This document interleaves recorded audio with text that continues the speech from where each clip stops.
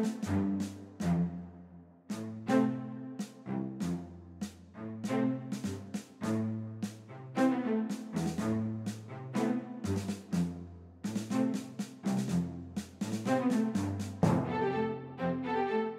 watching E.T.N, where we don't do news, we just talk entertainment. Share and subscribe. Hey guys, just wanted to give you a quick heads up before this video plays. Just want to let you know that this video is roughly about a week old. I recorded this last Thursday, and I meant to put it up the day after the Godzilla Monster Planet movie came out on Netflix to talk about the reactions and some people's early complaints and stuff. But I had some problems with the audio syncing with the video, and it literally took me this long to fix it. So finally, I have the video here that's about to play in its entirety, but I just want to let you guys know that it is a couple of days old, so you might hear me reference some things that happened last week, even though the video is up today.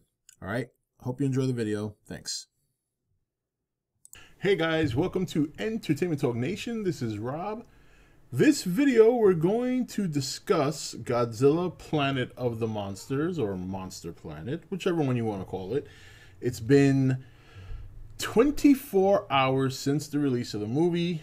A lot of people have seen it already, and that's one of the great things about getting a Netflix movie is, usually if a movie's released in the theaters, you want to wait about a week or two, possibly, well, I would say a week for blockbuster movies, to kind of get a general consensus of what people think about it. But with a Netflix movie, a lot of people have Netflix or have access to Netflix, and they pretty much get 24 hours from the time it's released to check it out, or if they decide they want to wait a couple of days to see it. And last video has been getting a lot of reaction, a lot of people sharing their thoughts, just as I was hoping, regarding the movie. And for the most part, it seems that everybody generally has positive things to say about it, with the exception of the early portion of the movie, which is very slow. It is, I will admit that, it's very slow. There's a lot of storytelling involved, and it's a matter of whether or not that storytelling interests you or not. I found it to be pretty interesting. One of the things when you look back at all other Godzilla movies is that usually the early part of the story, even Godzilla 2014, they also tend to be a bit of a slow burn. So it's really dependent as to whether or not the story is interesting. So, when you look at like 2014, you could say that it was possibly, you could argue that it was interesting up until the part where Cranston died. And then, and the movie does tend to dip from that point until the monsters show up. And then when you take a movie like Shin Godzilla, that movie actually starts off pretty quickly in terms of when Godzilla arrives.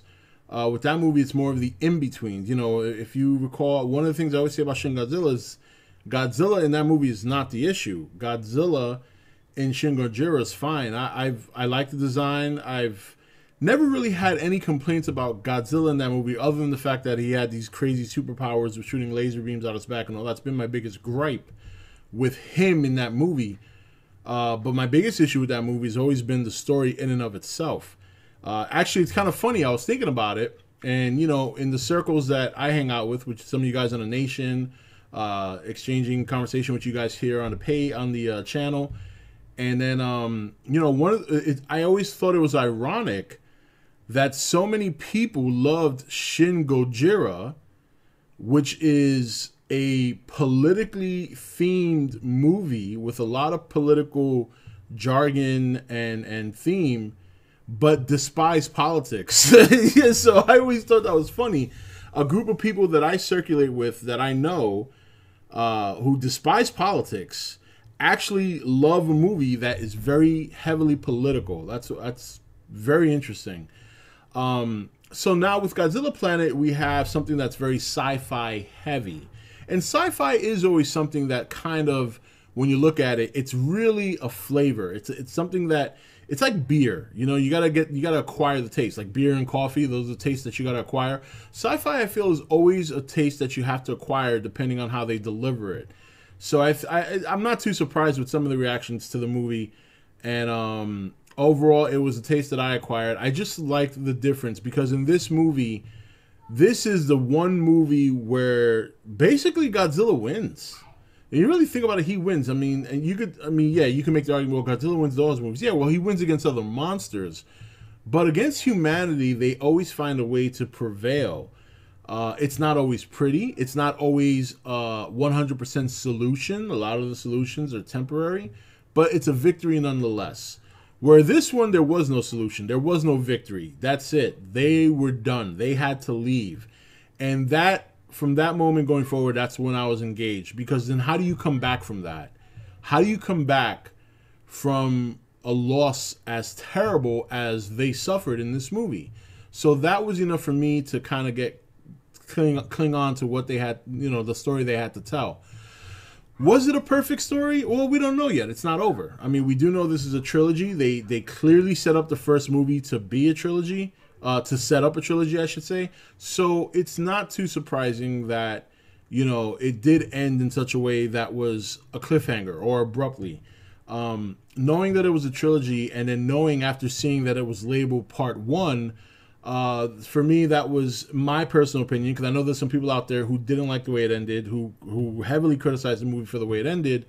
I, for one, for one, easily forgave it because I know what I was getting going into it. I knew that, you know, if you watch enough shows like Game of Thrones or, you know, The Walking Dead, cliffhangers are a thing. You kind of get used to them. So I wasn't too surprised about the cliffhanger. And not only that, it would have to end badly. It didn't. It was a very strong conclusion to the movie. So I was okay with that. One of the complaints I am seeing, though, that I really found weird, and this not only happened on Nation, I've seen some of you guys post it here on the channel, and I have seen it in some other forums, is the amount of time that passed while they were in space. And the reason this surprises me is because, again, within this circle of people that I have communicated with over the past couple of years, in topics not only Godzilla related, but also in other movies and entertainment related, you know, shows, movies, discussions, whatever, that was a weird one, because a lot of people who have seen this movie in the last 24 hours were people who were big fans of Interstellar. And Interstellar obviously has a well, one of the focuses of the movie is the fact that they're traveling through light speed, based on the theory of relativity, which, as you all know, is Albert Einstein's theory of light speed and how time passes and age passes depending on where you are, or if you're traveling through light speed or if you're back on Earth. So I thought it was kind of weird that people didn't seem to understand, or it didn't seem to make sense to them, why so much time passed by. And that's why. It was theory of relativity. Yes, they were in space for 20 years, but there were intervals within those 20 years that they were traveling in light speed. So to me, it made sense. Now, how much time passes when you travel in light speed? Well, that's something we're never going to know until we actually exercise the theory of relativity. And the way to exercise that is to travel in light speed, which we have not done yet. So when you take that into consideration, in a world of fiction, you can easily manipulate the amount of time it takes, or how much time passes, or how much one ages in a span of 20 years traveling in and out of light speed. There is no set rule, because the rules haven't been set yet. So 20,000 years to pass by, we don't know if that's something that can really happen or not. We do know that the basis for the theory of relativity is that when you travel through time, or excuse me, when you travel through light speed, that you are going to age much faster, or excuse me, much slower than someone back on Earth. Hence, if you travel through light speed and return to Earth, they would have advanced in time way further than you have, because at the speed at which you're traveling. So that's pretty much the best way to explain that for those people who are curious. Basically, the movie took that theory and they ran with it. They decided to manipulate it and define it in their story in that way. Where in Interstellar, they defined it in such a way where, you know, he left his kids with children, and halfway through the movie, he gets a call from his children, and they've grown up. All the calls they received, they grew up, you know, in like 17 or 20 years passed. So in this movie, instead of 17 or 20 years, 20,000 years passed. But they were also in space for 20 years. And once again, Within those 20 years, they were in and out of light speed. So that pretty much explains that. It's a fictional story. They're taking a theory that has no conclusive evidence of exactly how much time would pass, and they manipulated it and defined it in their own way for their story. And I think that's fine. I don't think, in my opinion, I don't think you can heavily criticize a movie for doing that if a different movie did that and everybody praised it. So that's just me. That's just my opinion. So that's that. The other thing was a lot of people were questioning why they didn't just go to the moon outright instead of just traveling through space. So, I mean, if you're leaving planet Earth, if planet Earth is in dire straits because of a monster or because the world's ending or whatever the case may be, your first instinct will be to find a planet similar to habitat. The reason for that is because that planet will offer natural resources. The moon does not. The moon has nothing to offer anyone who goes there. It doesn't have an atmosphere. It doesn't have any water. It has nothing. So that wouldn't be the kind of solution you're looking for if you're leaving your planet to further extend humanity. So I don't know why people are thinking that that would be the best solution if you're leaving the planet. Because I know the guy said, oh, well, you know, we could just go to Earth, get what we need, and come back. But that's not feasible either, because you require fuel. You know, the ships that you're using to travel in space, you're now going to use as homes. And that's just going to add wear and tear. You'll never get a chance to go out there and search for another planet. And over time, you just end up dying on the moon anyway. Really, when you think about it, the moon has nothing to offer. The amount of resources you're going to spend to go to the planet, deal with the hostility, get what you need, and then return, it's just not a solution. The reason he mentioned it later in the movie was because they immediately had to retreat, or at least at the time, he immediately wanted to retreat the planet because of what they were dealing with. It wasn't just Godzilla. Now there's these other monsters there. The atmosphere has changed. The radiation is, pretty much all over the place. The dense fog, the no sun. So with all that combined, he felt that it was a temporary solution to retreat to the moon, get what we need, and then go from there. I don't think the moon should be a long-term solution, so I can understand why that was something that came up later and not in the beginning of the movie. I mean, really think about it. I mean, kind of put yourself in that situation. You're in a situation where you have to leave Earth. You're leaving with a group of people. If you had a choice to go out and find a planet that had the opportunity to live on, very similar to Earth, or you wanted to go to the moon, what are you going to pick? I mean, no one could predict they wouldn't find a planet. That's neither here or there, because that came later. But if your plan was to go find another planet similar to Earth to live on, or to just go to the moon and just live on a big rock, what are you going to pick? I know me personally, I'm going to want to go find a planet that's like Earth. I'm not going to want to sit on the fucking moon. Who wants to do that? So so that was another interesting one that I thought was an interesting gripe. Another one that I saw was pretty interesting was, and this one came up on The Nation a couple of times, but I also saw it on a different forum, which is why I'm bringing it up, was the people's rationale and their, I guess, psychosis.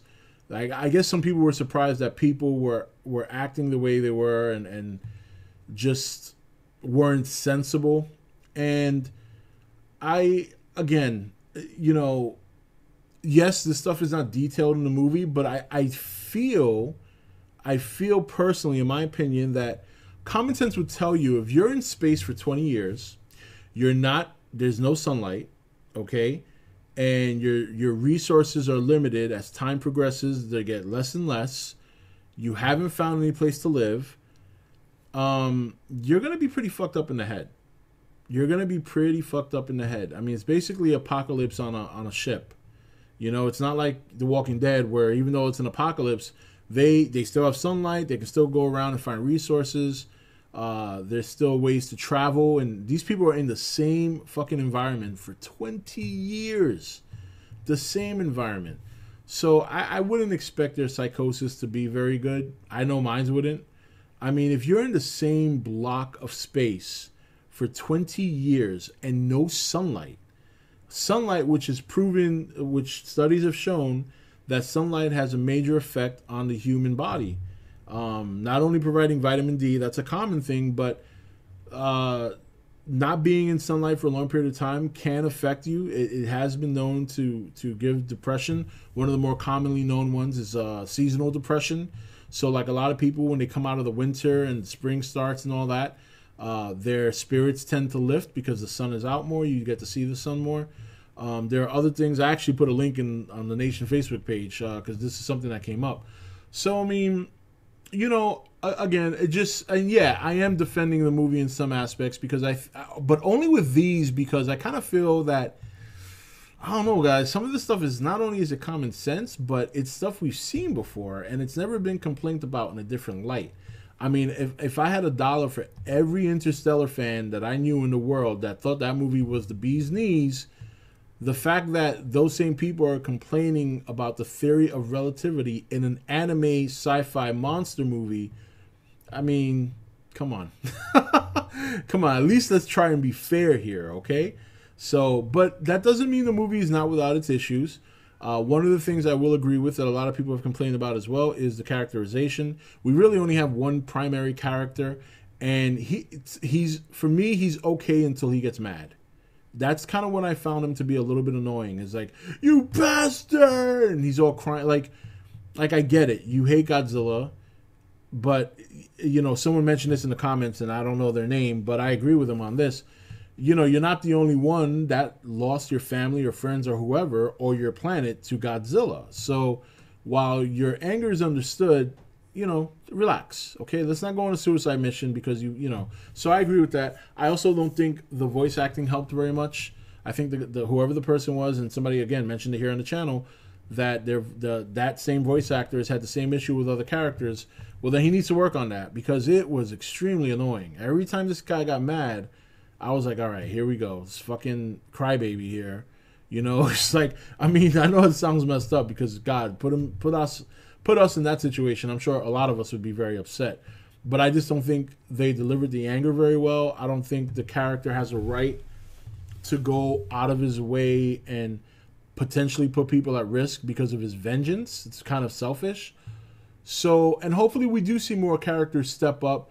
You know, they introduced the girl towards the end. We saw her, and I think she'll probably have a bigger role in the second movie. There was not really enough time for her to have a role in this movie. So I definitely agree with a lot of people on that one. The characters, they need to work on. I just think there was too much to focus on the backsetting of the story. So they really only had time, and they chose this guy. He's obviously the primary character, and they wanted to go with that first. So we'll see. We'll see what happens in the second movie. Hopefully we get some more characters step up and add to the list of characters that we have to invest in. I'm okay with this guy. I just don't like when he gets mad. It's just not cool. You know, it's cool that he came up with the idea and he came up with the plan, and it's cool that he's taking the responsibility of leading the team, and that it's obviously very cool that his plan kind of succeeded. They did defeat that one Godzilla, but now they got to deal with the bigger one, and I don't think it's going to be that easy to deal with this one. So, design. Godzilla's design. This is always an issue when it comes to this kind of stuff. Again, I'm good with the design. I'm still very not too crazy about the face. Much like in Shin Godzilla, I wasn't too crazy about his first form and his second form. This one is not without its issues. I think but I think in terms of what the monster has delivered so far, when like displaying his power, that I like. To see the amount of sheer power this Godzilla has with, shall I add, without requiring laser beams out the back or out the tail or anything like that, is nothing short of incredible. Just when you know when you look at movies like Final Wars, when you see how powerful Godzilla is in that movie, you don't think he can get any more powerful, and he is. And it's actually scary powerful. I mean, you don't want to be near the guy.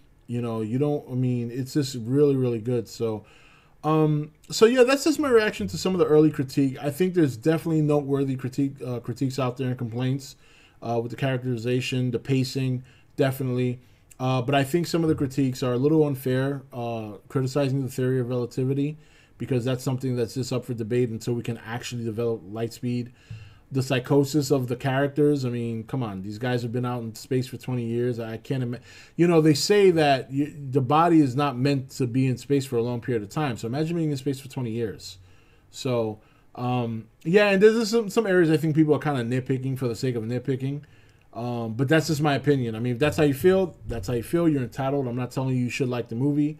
But obviously, when it comes to discussion about entertainment, you want to obviously hear what people have to say and then counter that, and then, you know, either come to an agreement on the discussion or just, you know, agree to disagree. And I know most of us are going to be agreeing to disagree, because I know there's a lot of stubborn people out there who are not going to want to see it the way I'm kind of explaining it, but that's okay. That's the beauty of all these kinds of discussions. So, but overall, I think people generally like the movie. It's obviously the last 10 to 20 minutes are the part of the movies that a lot of people tend to like.